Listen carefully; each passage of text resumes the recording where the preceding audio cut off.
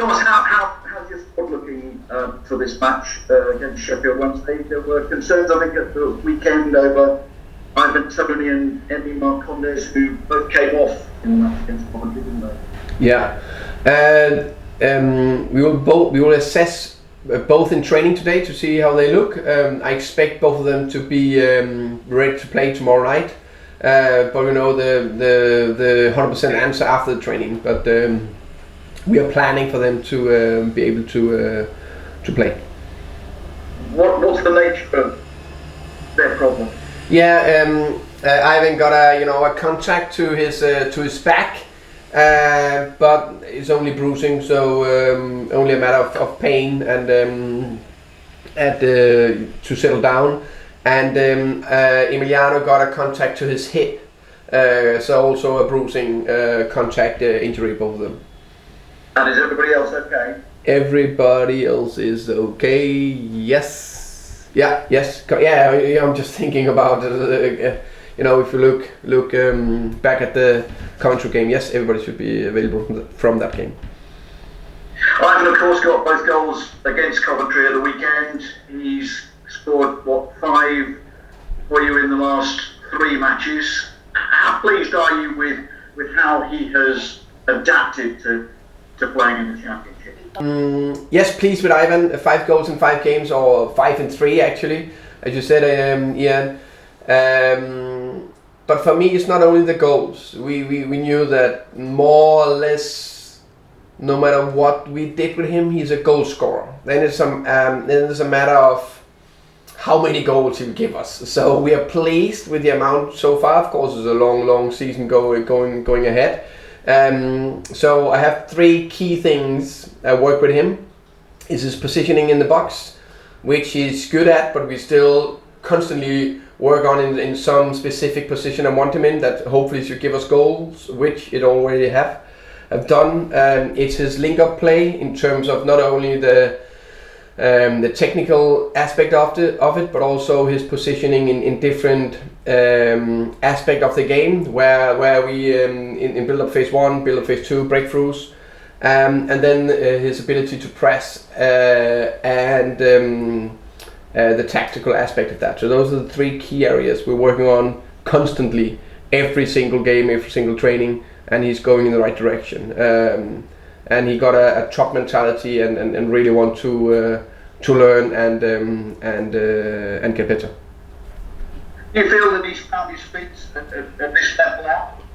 And obviously there are areas in which he can improve. But yeah, I think he's shown 100%. Of course, it's only 5 games into the season, but I think he showed 100% he can play at this level, 100%. But I'm thinking, it needs to be the sky that is the limit. So we need to push his boundary so he can, really push his level to a higher level after this. But definitely prove that he can play a championship. What sort of targets do you set him? No goal targets. Only 3 areas that need to work on every single game, and that's what we evaluate on. Well, he was one of the players that the club signed over when the transfer window was open. Ollie Watkins and Saeed Benrahma both left. Ollie went to Villa. Saeed went on loan to West Ham. He said that you felt the time was right for him to play in the Premier League, but was there ever a point where you thought it might not happen? Because it did go very, very late, didn't it? I think if you leave it to the last day, everything can happen or go wrong. So let me put it this way: I'm pleased for him that it happened. Of course, as a coach, you want to keep your best players, but it was part of the plan we had, and it was the agreement we had with Saeed. So I'm just pleased that it happened. And as part of his move, I gather that support staff at the club are going to get some kind of payment, some kind of bonus. How well has that gone down? What sort of reaction have you had from support staff that you see at the training ground? Yeah, I think it's a fantastic gesture.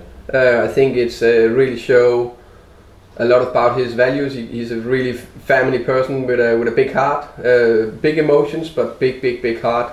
And I think I think you show that every single day in how you behave in the training ground, in your interaction with the support staff. But I just think that's an extra touch that you don't see that often, and I really like it because yes, they get paid a lot, the footballers, and yes, they play under a lot of pressure and there's a lot of bits into it. But there's so many people who's working so many hours every single day for the club, for the players, because they also have passion. But I like that they got a little extra reward. 7 points from 5 matches so far. You 2 wins at home, but you haven't won away yet. Do you sense that if you can get that first away win, the season will feel like it's up and running? I haven't actually thought about that. We haven't won away, so it's definitely nothing we talk about. But if you ask me if I would like to win tomorrow, yes, and we of course trying to go to Sheffield Wednesday and do our best to take 3 points, which I'm 100% sure they will do their best to take the 3 points as well. I would say I definitely feel there's more to come from the team. I think we performed fine, good in 4 of the 5 matches. The exception was the Preston. So I think we are in a good path and a good level. But I expect there's more to come from us. When you really how can you say, get the engine going, because every season is a new season. Even that we potentially only changed 2 players, we all know that things change. Other teams maybe get better for whatever reason. Maybe we drop a bit. Maybe we still 2 players. It's still 2 players that need to get integrated in all aspects. So I'm fairly pleased with the performance, but I want more. Thank you, Thomas. Thank you. Thanks. Hi, Thomas.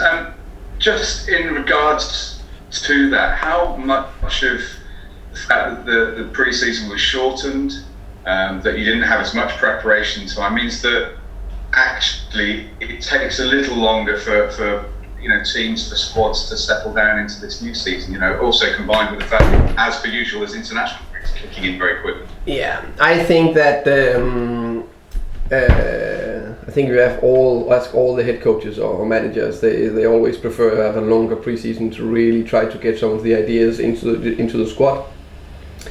And on top of that, we're going into a season where we,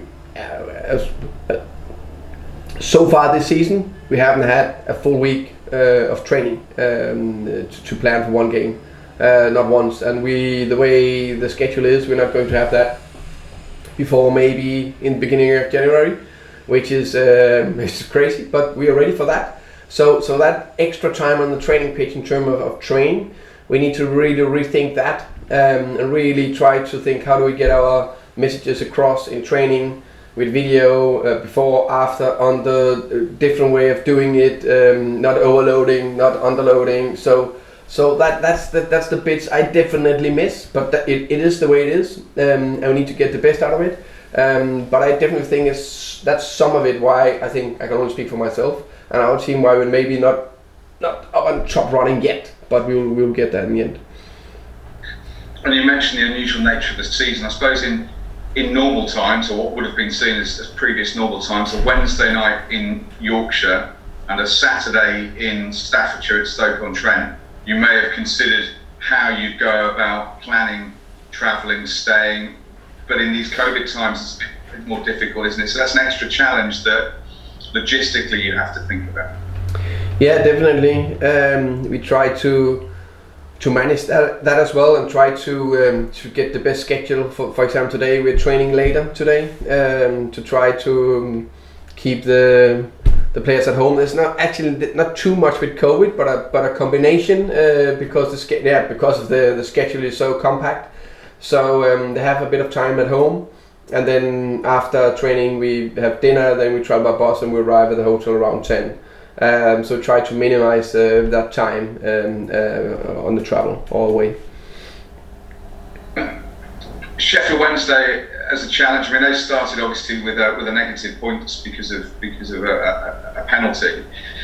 Sometimes though that can help, can't it? Because they're really chasing right from the start, so that they've hit the ground to a certain extent running, which makes them dangerous opponents. I have the biggest respect for Sheffield. I think they are one of the strongest team. I mean that in division, and I think if they haven't had the minus 12 points deduction, they would have been in top 10 or something like that. And I think if you look at the name of the players, I think there's some quality player in the squad, and I think Gary Monk and his coaching staff and the players have done a top job, because it's a tough one when you start the season with minus 12. Five games, only one loss, only 3 goals conceded. They look very, very solid. We know they are a threat around the box with a lot of crosses and a lot of people arriving in the box, and it will also be a second ball game we need to manage as well. And the thing is, they can play direct, but especially up and around the box, they have key players that can find that key pass that we need to close down. And Hillsborough is a very big ground. With these days of no one inside grounds, does the size of the ground have any influence, or are the players just concentrating within those confines of the pitch? Does the fact that big stadiums, does it make it feel even more surreal when you're at a Hillsborough or Wembley, for example, than it does at a more compact ground? Good question. I haven't asked the players about that, so maybe I should.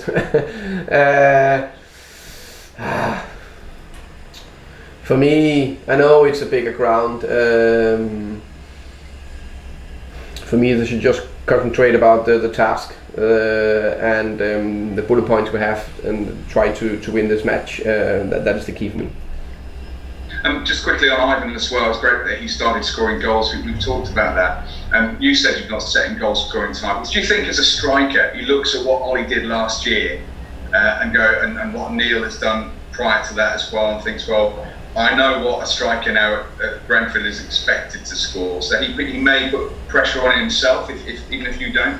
I think when you are a striker, you need to have a certain kind of personality, that you really want to score that goals, and you're eager to arrive in the goal, and every single time you have that half a chance, you make sure you finish. Of course, I think the top strikers, they also have an eye for their teammates, but if they can, if they can finish, they should finish. I think that's the best strikers, and I hope that he put a bit of pressure on himself, because and I know he does, because else he would never have arrived to where he is now in his career. But I also hope that other strikers now, of course we obviously needed to recruit one when we knew that Ollie should leave, that they look at us and think, okay, Neil scored 25, Ollie scored 25, they are attacking side playing forward football. It looks like if I go there's a good chance, if I do my job well, and I trust the coaching staff, my teammates, that I would score a lot of goals, and as a head coach, I really hope that he will hit that number. He's welcome to hit more than that, but let's take it one game at a time, and of course pleased with what he's done so far. Right at the other end, just finally for me, right at the other end, you've obviously got the goalkeeping situation, but Luke's had some game time in the league this year, which is great. David, you know what you can do as well. It's good. How good is it to have it with 2 goalkeepers who are pushing each other? I think it's key that they are pushing each other every single day in training, and it must be I think being the number 2 keeper, if you are that, or the number 4th centre back, that must be the toughest position to have in the squad, because you're not that likely to get many minutes. But your aim is still to try to improve yourself and push the team every single day. And I've praised Luke a lot for what he has done so far. Not only this season, I'm pleased with the way he performed in the games, but what he's done, especially last year, throughout the season, every single training, every single match, all the evaluation meetings. He cares. He wants to push, which is a massive thing.